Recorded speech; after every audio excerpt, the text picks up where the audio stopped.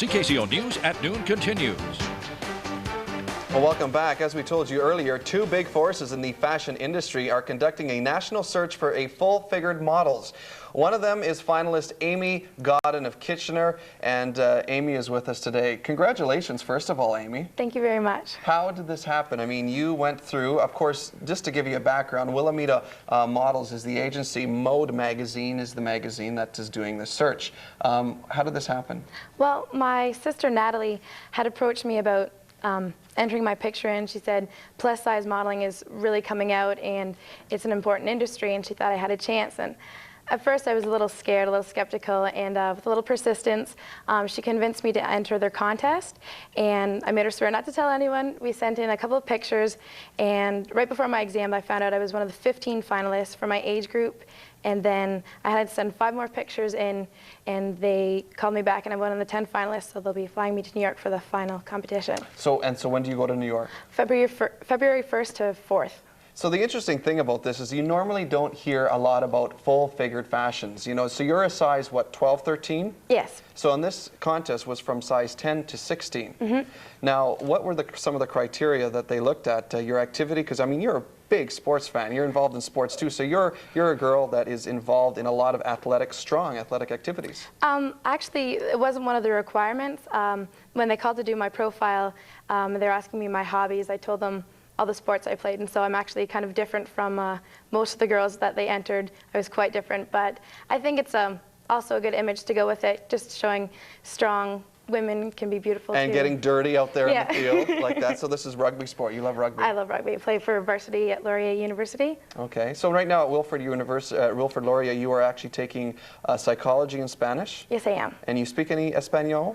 Un poco. Un poco. And I don't even know what that means. So, but how long is your course there? There are 2, 3 years, or are you in your final year? I'm in my 2nd year. I'm going for my honor psychology and a minor in Spanish, so depending how things go, I think I might be there for 5 years. We'll see how things go. It all depends on what happens with this. Yeah. Let's take some of the pictures that were sent in when you initially did this contest, and these were pictures that you decided to take off the cuff, and you just posed in your room or your living room? Actually, yes. I went over to my sister's place, and we just threw up a kind of a curtain in the background, and we just took some pictures, and we picked from I think we took 4 rolls. We sent in 2 pictures. Oh, well, so what was the response then? Did they phone you immediately, or how long did you have to wait till you got the response? Well, the contest was going till the end of October, and then they phoned me about December 15th to say I was one of the 15 finalists. And they called me back. Well, what's the interesting thing about this, Amy, and for our viewers out there, is the fact that you have quite a story as well. You were born with a collapsed lung. Yes. And you suffered, or you were diagnosed with juvenile diabetes when? Grade 6. I was 11 years old.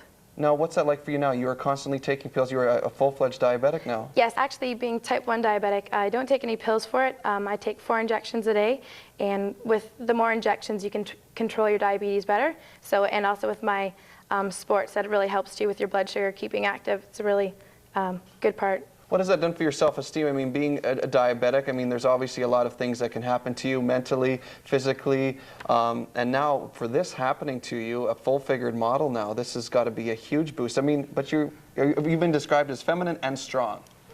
Well, with diabetes, I've learned a lot.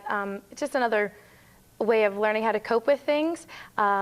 Just realizing that, you might have some things that might hold you back, but you can go past them. So. Are you nervous about the model industry in terms of what we've heard and seen with documentaries, the drugs, I mean, obviously being full-figured, do you still have to diet a lot?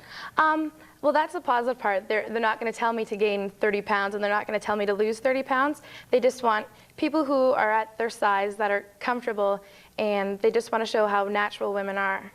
Well, let's look at some of your natural vital stats. You have some vital stats, and this just gives people an idea exactly what it is to be a full-figured model. You're sandy blonde, hazel 5'4", so you're short for a model. Yes. Right? 41, and then waist is 31, hips 41, dress size 13, 14. So is that, for you, being a 13, 14, what do you say to girls who are 13, 14? Because normally girls your age would have to be skinny, thin. Yeah. Tell them, be yourself, and realize that you can be beautiful at whatever size you are, whatever shape you are, and you can find beauty within and on the outside as long as you're comfortable within yourself. Wow. So again, you're heading to New York then? February 1st. Now you will be competing against 10 other girls? Actually, there's 3 age groups, 10 from each age group, and 5 will be chosen to win model contracts, and 1 from each age group, and then additional 2. So from Kitchener, you could be moving to New York. What does your family think? They're really excited and extremely supportive. So you may be putting your psychology and speaking Spanish degree on hold for a while, but you never know, you could use that in the international field as well. True, and my French, I have my OEC French too, so it's just another helpful means of getting around, I guess. Well, all the best. Amy Gaudun, thank you so much, and she could someday be appearing on the cover of this magazine. We'll take a short break and be back with an entertainment update after this.